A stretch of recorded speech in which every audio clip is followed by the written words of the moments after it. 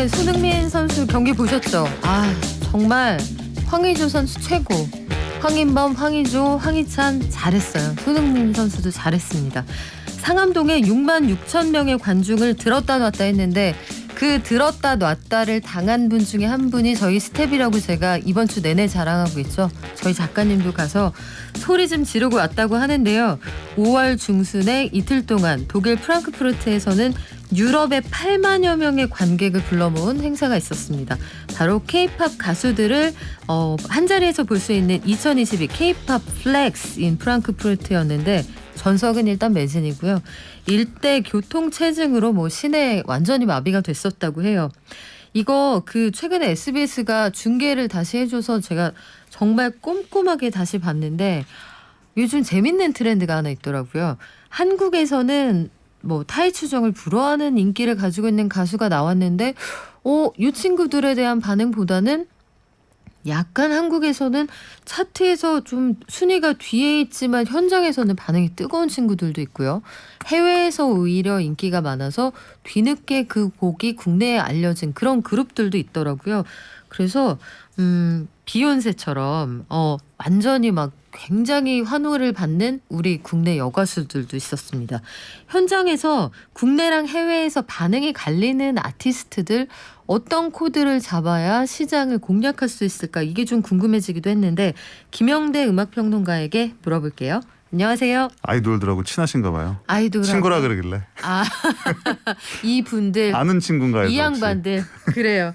코로나 빗장이 풀리면서 본격적인 해외 공연이 시작이 되고 있는데 국내 아티스트들 해외 공연 일정들 굉장히 많이 잡히고 있죠? 원래 K-팝 입장에서는 크게 두 개예요. 일본 시장하고 미국 시장. 투어도 마찬가지죠. 보통 이게 큰 시장 위주로 다니는 것이 보통이기 때문에 이제 일본 공연, 미국 공연이 돌아오고 있다. 쉽게 보면 이제 그렇게 말씀드릴 수가 있겠는데 이제 일본 공연 같은 경우 스트레이키즈가 이미 곧 시작을 합니다. 그리고 그 이후에 이제 스트레이키즈는 다시 또 미국으로 넘어가서 그야말로 4세대 아이돌의 선두주자로서의 또 위용을 과시할 예정이고요.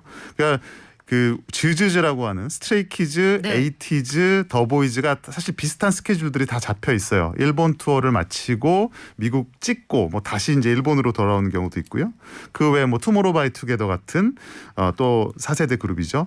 이런 경우도 있는데 저는 이제 하나 재밌게 봤던 거는 뭐냐면 과거에는 가령 북미 투어, 일본 투어까지는 그렇다고 하더라도 북미 투어 같은 경우는 걸그룹 같은 경우 네. 그야말로 빅네이머들 그러니까 대형 기획사가 정말 작심하고 기획하고 그리고 이제 투어 같은 경우는 그 에이전시 계약이라든지 프로모터 계약 같은 것들이 굉장히 복잡하기도 하고 그 시장에서 그 정도의 규모의 공연을 유치하겠다라는 어떤 소위 말하는 손익계산서가 나와야 되기 때문에 사실은 중소 아이돌들 어렵고요. 중소여 아이돌은 더 어렵습니다. 왜 그러냐면 아무래도 현재까지는 이 시장을 움직이는 티켓 파워가 여성층 위주로 많이 형성되어 있는데 상당수의 여성층이 보이밴드 팬인 경우가 많죠.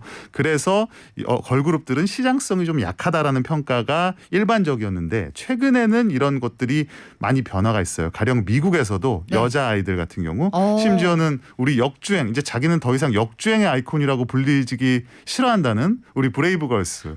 브레이브걸스. 브레이브걸스 역시도 지금 북미 투어가 예정이 돼 있습니다. 그래요. 네. 여자아이들은 톰보이라는 곡으로 정말 국내에서도 차트 석권하고 인기도 많았습니다만 저는 그거 현장에서 진짜 느껴지더라고요. 마마무나 여자아이들 같이 우리가 소위 걸크러쉬 코드라고 하는 네. 그런 아이돌 그룹들이 현장에서 반응이 정말 이게 나오면 느껴지잖아요. 함성이나 박수로. 그쪽에서 특별히 좋아하는 이유가 있습니까? 이게 애초부터 한국의 아이돌의 걸그룹의 스펙트럼이라는 걸 잘 봐야 돼요. 뭐냐면 이 우리나라 아이돌 산업이 결국 미국에서 건너온 문화 반, 일본에서 건너온 문화 반인데 일본이 조금 더 아기자기하고 작고 소녀, 교복 이런 식의 코드가 이제 일본 아이돌들에 많았죠. 그리고 미국 아이돌이나 혹은 이제 서구권 우리가 같은 걸로 본다면 스파이스 걸스라든지 야. TLC라든지 진짜 옛날이네요. 네, 이게 사실은 원조예요. 여기서 이제 R&B, 힙합 이런 음악들이 소위 말하는 걸스 힙합이라는 장르로 이제 불리면서 그게 사실은 이제 한국 걸그룹의 자양분이 된 거예요. 그래서 사실은 한국의 K-팝 걸그룹은 그 어느 나라 문화권 음악 산업보다도 다양한 걸그룹의 스펙트럼을 자랑하고 있습니다. 그러고 보니까 비욘세도 걸그룹 출신이잖아요. 그렇습니다. 데스티니스 차일드. 그러게요. 근데 이게 과거에는 이런 거였어요.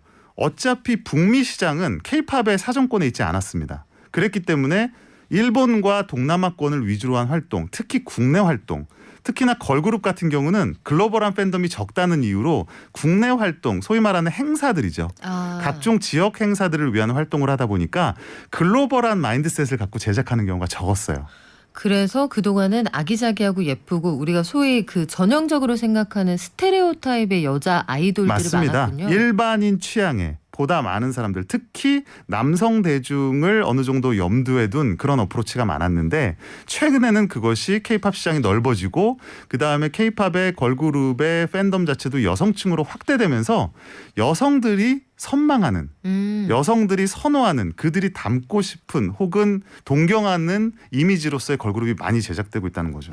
저는 그 아주 중요한 시발점이 블랙핑크의 데뷔가 정확합니다. 아니었을까 싶어요. 블랙핑크 처음 나왔을 때 완전 다른데 물론 2NE1이 있었습니다만 맞습니다. 블랙핑크의 가장 큰 차이점은 뭐냐면 데뷔하면서부터 스타로 데뷔했다는 거예요. 저는 그게 이제 K-팝 역사에 굉장히 중요한 터닝 포인트였다고 생각을 하거든요. 마치 유명한 회사에서 명품 신상 명품을 딱 떨어뜨려 놓은 것 같은 효과를 블랙핑크의 데뷔가 주었었고 사실은 그 이후로 소위 포스트 블랙핑크라고 말하는 걸그룹들은 이렇게 국제 시장에서 애초부터 어떻게 보면 명품 전략 굉장히 럭셔리한 상품으로서의 K-팝을 어떻게 보면 이렇게 전시하는 그런 식의 걸그룹들이 많이 사실은 늘어나고 있죠. 그리고 태도 자체도 당당하고 주체적이고 할 말 다 하고 아까 뭐 기자님 말씀하신 것처럼 걸크러쉬 같은 이러한 태도를 내세우는 그런 음악 이상의 어떤 이미지죠. 이런 것들을 내세우는 걸그룹들이 많이 등장했고 이게 사실 시장적으로 보면 이미 이게 어떻게 보면 분석이 끝난 거거든요.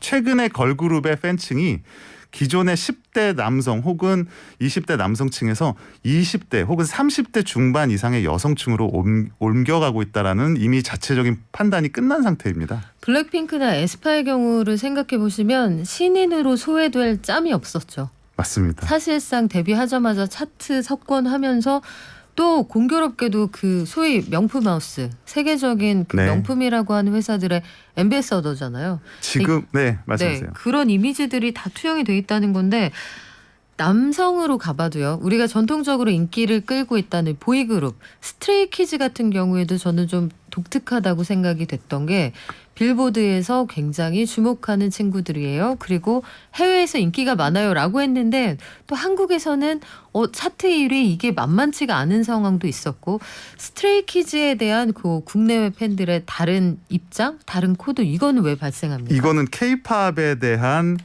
그 글로벌 팬과 한국 팬의 입장차 그리고 시장의 구조의 차이가 있어요. 가령 스트레이키즈 같은 보이그룹은 한국에서는 굉장히 마니악한 음악으로 분류가 되거든요. 그러다 보니까 소위 말하는 차트용 음악들 일반인들이 좋아하는 차트용 음악들과 순위 경쟁을 해야 돼요.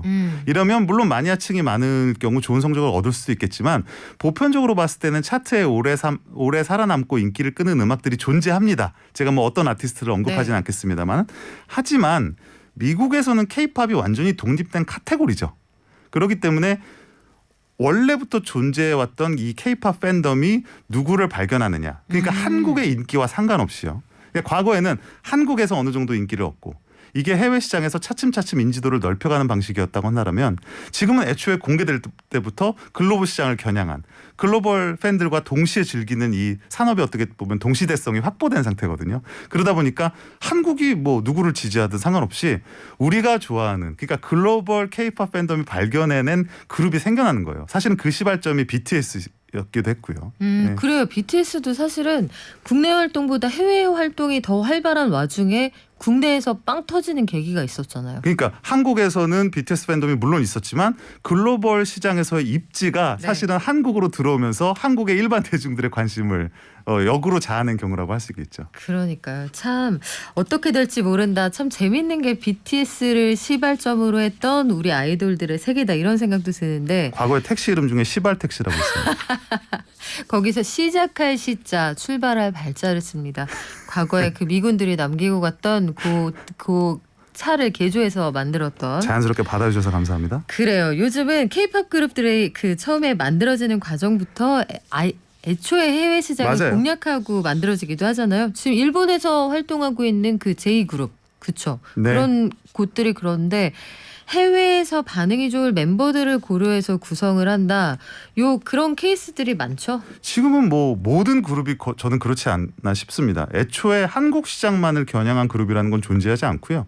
지금 사실 그 프로듀스 원어원. 네, 원어원이 남긴 걸그룹들이 지금 많지 않습니까? 르세라핌, 아이브, 케플러. 어제 끝난 이제 퀸덤 같은 경우만 보더라도 글로벌 투표라고 해서 이미 K-팝 그룹이 만들어지는 과정에서부터 글로벌 팬들이 관여를 하고 있어요. 그러니까 그들의 입장에서는 일종의 주인 의식이 있습니다. 과거에는 한국에서 걸그룹이나 뭐 보이그룹들이 만들어지면 우리는 추후 소비하는 내 어떤 사후 판단에 가까웠다면 지금은 애초에 이 그룹이 데뷔하느냐 마느냐, 이 그룹이 인기가 없냐 있냐, 그리고 이 그룹이 궁극적으로 빌보드 차트와 같은 메인 차트에 올라설 수 있냐 하는 것들을 자기들이 만들 수 있다라는 이미 그런 의식이 자리 잡고 있어요. 그래서 사실은 기획사 입장에서도 한국 팬들 입장에서는 좀 속상한 부분이기도 하겠지만 글로벌 시장을 먼저 타겟팅하고 그들의 취향에 맞는 어떤 코드가 요새 유행하는가, 지금 MZ세대들 특히 외국 팬들은 뭘 좋아하는가를 염두에 두고 그룹을 만들 수밖에 없는 지금 상황입니다.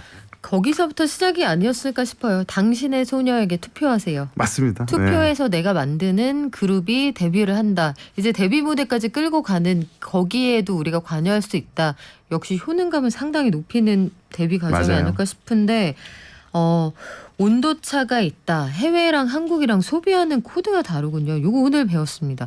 세븐틴도 돌아왔는데 세븐틴, 달링, 선주문 200만 장이라고 합니다. 달링과 핫. 어제 1등 했어요. 세븐틴 엠카에서. 해외에서도 인기가 뜨거운데 국내에도 인기 많잖아요. 맞아요. 그 말씀하신 그 앨범 판매량도 그렇고 이런 그룹에도 다 해외 멤버들이 포함이 돼 있는 거죠? 그렇죠. 예, 글로벌 멤버들이 다 어느 정도는 네. 그게 이를테면 각 시장마다 중재자 역할을 하는 거죠. 그 시장과의. 예. 그래요. 오늘 원래 끝곡 준비했었는데 끝곡 다음 주에 들려드릴게요. 자, 지금까지 김영대 평론가와 함께했습니다. 고맙습니다. 저희는 다음 주에 올게요. 아침 9시에 어디 가지 마세요. 발전.